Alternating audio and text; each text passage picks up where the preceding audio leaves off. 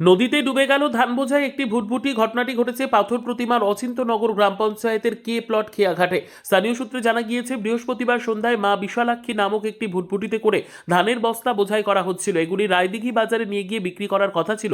এদিন ওই ভুটভুটির ওপরে শতাধিক ধান ভর্তি বস্তা বোঝাই করা হয়েছিল। এরপর হঠাৎই সেটি খেয়াঘাটের কাছে দাঁড়িয়ে থাকা অবস্থায় উল্টে যায়। সেই সময় ভুটভুটির উপরে থাকা লোকজনেরা লাফ কেটে নদীর জলে পড়ে যান। কোনো রকমে তারা রক্ষা পেলেও সব ধানের বস্তা নদীতে পড়ে যায়। পরে নদীতে ভাটা হলে বেশ কিছু ধানের বস্তা উদ্ধার করা হয়েছে। এখনো বহু বস্তা ধান নদীর জলে ডুবে রয়েছে। জানা গিয়েছে, ভাটার সময় আবারও সেগুলিকে তোলার চেষ্টা করা হবে।